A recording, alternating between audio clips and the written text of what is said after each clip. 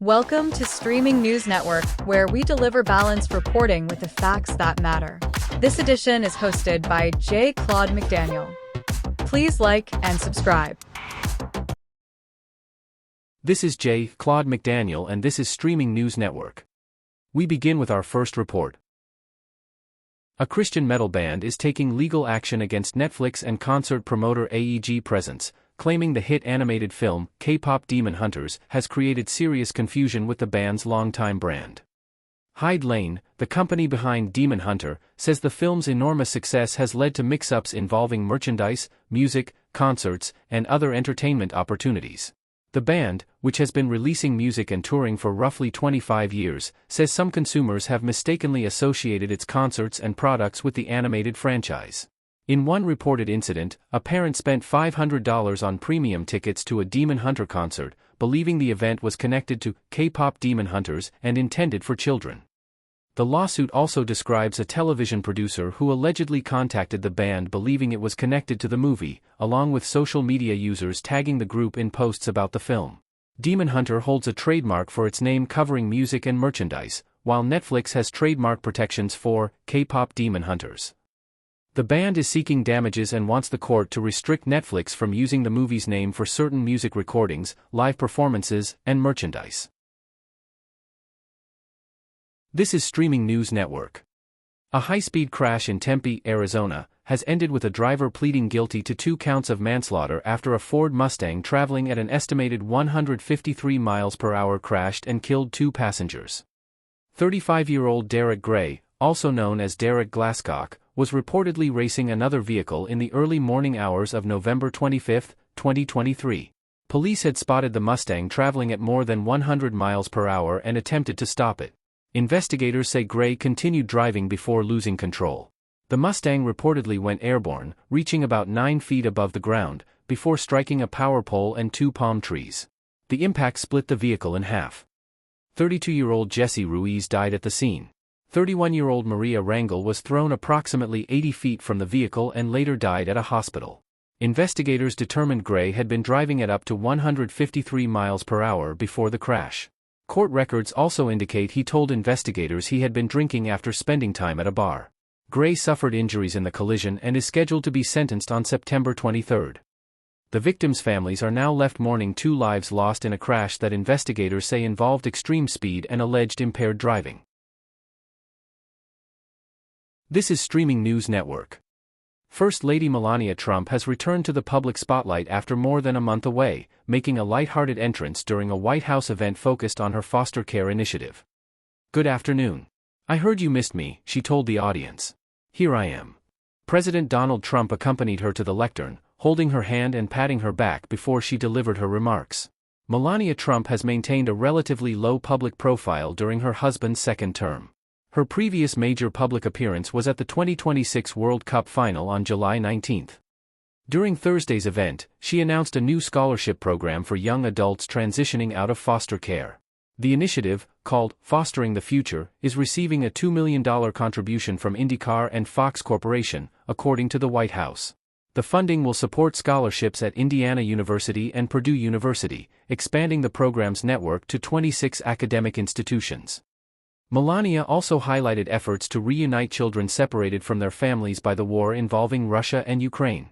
Her return comes amid increased attention on her limited public schedule and the activities of members of President Trump's inner circle. For now, the First Lady appears to be placing her focus on foster care, education, and programs supporting young people. This is Streaming News Network. An Indiana man is facing murder and attempted murder charges after authorities say he entered his roommate's bedroom and opened fire on a couple as they slept. According to court records, 64-year-old Chandran Clark was living with a 44-year-old woman in Indianapolis. The woman reportedly told investigators Clark had become obsessed with her and jealous after she began a new relationship with Jason Griffin. On November 15, 2025, Griffin and his girlfriend were asleep when Clark allegedly entered the bedroom, smiled at the woman, pointed a gun at her, and fired. Griffin then woke up, and authorities say Clark shot him multiple times. The woman reportedly escaped into a bathroom while Griffin called for someone to contact emergency services. A family member inside the home told investigators he heard the victims crying out for help and apparently pleading for mercy. Police arrived shortly before 1 in the afternoon. Both victims were taken to a hospital, where Griffin was pronounced dead. The woman survived and was listed in stable condition. She told investigators Clark appeared to be primarily targeting her boyfriend. Authorities also say Clark claimed he attempted to take his own life after the shooting, but his gun malfunctioned. Clark reportedly told police the victims had to become casualties because they did not fit his idea of a perfect society. He is expected to enter a guilty plea and be sentenced Friday. If convicted, he could face decades in prison. This is Streaming News Network. A married couple from Atlanta, Georgia, says sleeping in separate bedrooms has actually brought them closer together. Kelsey Thompson, 39, and her husband Chad, 54, married in 2025 after being together for several years. Both had previously lived alone and developed individual sleep routines. Because each had struggled with insomnia, they decided that sharing a bedroom was not necessary for a healthy marriage. Kelsey says the arrangement allows both of them to sleep more deeply without worrying about disturbing each other. The couple still spends their evenings together, but when it is time for bed, they retreat to their own rooms. Kelsey says the change quickly improved their energy, patience, and overall well-being. She also says separate bedrooms eliminate arguments over different schedules, reading late at night, waking early, snoring, or restless sleep. The couple even designed bedrooms that reflect their individual personalities. Kelsey's room features warm, neutral colors and a large bed, while Chad's space has darker tones, a fireplace, bar area, workout space, and open closet. Kelsey acknowledges that separate bedrooms are not right for every couple. But she believes marriages should be built around what works for the people involved rather than social expectations. Her message is simple: couples should discuss their individual sleep needs and find an arrangement that helps both partners thrive. As Kelsey jokes, there is no prize for being tired together. This is Streaming News Network. The first group of 20 migrants deported from the United States has arrived in Liberia under a new agreement allowing the West African nation to receive as many as 1,200 people over the next year. The group arrived Thursday at Roberts International Airport near Monrovia.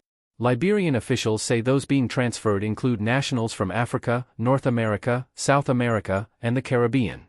The agreement is part of President Donald Trump's broader immigration enforcement strategy, which has increasingly relied on arrangements with countries other than the migrants' nations of origin.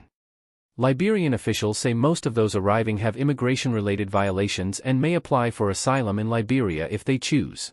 The government has also said the migrants will be free to leave Liberia if they do not wish to remain. The arrangement has drawn criticism from immigration advocates, who argue that sending migrants to countries where they have never lived can create serious legal and humanitarian concerns, particularly for people who could face danger if eventually returned to their home countries. Liberia is among several nations that have agreed to accept migrants removed from the United States under third country arrangements. The Trump administration maintains that its immigration policies are focused on ending illegal immigration and strengthening border security. This is Streaming News Network. Finland has become the fourth European country to resume sending some asylum seekers back to Italy under the European Union's new migration and asylum framework. The updated system replaces the former Dublin rules and generally places responsibility for processing an asylum application with the European Union country where the migrant first entered the bloc. Finland's Interior Ministry says transfers to Italy are now being prepared following the implementation of the new asylum and migration management regulation. Germany and Austria had already resumed similar transfers to Italy. Switzerland, while not a member of the European Union, also participates in the European asylum system and has previously returned migrants to Italy. Finnish officials say the country wants the rules governing responsibility for asylum applications to be applied consistently and believes all European Union member states should meet their obligations under the agreement. Finland also emphasized that it has maintained cooperation and dialogue with Italian authorities over the years. The renewed transfers come as European nations work to implement a major overhaul of asylum and migration procedures, including clearer rules about which countries are responsible for processing asylum claims. This is Streaming News Network. Portugal has enacted a controversial law banning face coverings in public spaces, a measure critics say disproportionately targets Muslim women who wear full face veils. President Antonio José Seguro signed the legislation into law, saying the face is an important part of personal identity and communication. The measure prohibits clothing intended to conceal a person's face or prevent identification in public areas. It also makes it illegal to force another person to cover their face because of gender, religion, age, or origin. The legislation was approved by Portugal's parliament in July with support from the governing centre-right coalition and far-right parties. Left-wing parties opposed it. The law was originally proposed by the far-right Chega party and faced criticism from legal organizations, including concerns about whether portions of the legislation could conflict with Portugal's constitution. Opponents argue the measure could encourage Islamophobia and racist or xenophobic attitudes. Supporters, however, say the law addresses identification and public safety while also protecting individuals from being forced to conceal their faces. President Seguro acknowledged that the issue is highly sensitive both socially and culturally. The debate now places Portugal among European nations wrestling with questions involving religious freedom, personal expression, public identification, and security. This is Streaming News Network. Nancy Jones, widow of country music legend George Jones, says she is finally allowing herself to enjoy life after spending decades helping her husband battle addiction. Nancy, now 77, recently discussed her life on the Drifting Cowboy podcast, 13 years after George's death. She said she has become more relaxed and believes she deserves to have fun after dedicating 32 years of her life to helping save her husband. Nancy and George Jones married in 1983. She said he was a good man who struggled for years with alcohol and drug abuse, and she believed her role was to help him overcome those problems. George eventually achieved sobriety in 1999 following a near-fatal automobile accident. Nancy said doctors warned her that he might not survive, but he recovered and remained sober until his death in 2013 at the age of 81. Nancy later documented their difficult life together in her 2023 memoir, Playin' Possum: My Memories of George Jones. She has acknowledged that their marriage included serious struggles and that George could be abusive, but she said she always believed there was a good person beneath the addiction. Now, Nancy says she is embracing life and doing things people may not expect from her. She is also preparing to host a 95th birthday celebration honoring George Jones in Nashville on September 13th. I am J. Claude McDaniel for Streaming News Network. Thank you for watching and staying informed. Thank you for viewing Streaming News Network videos, and also short and special reports. Please like, subscribe, and tap the bell to be notified of additional reports.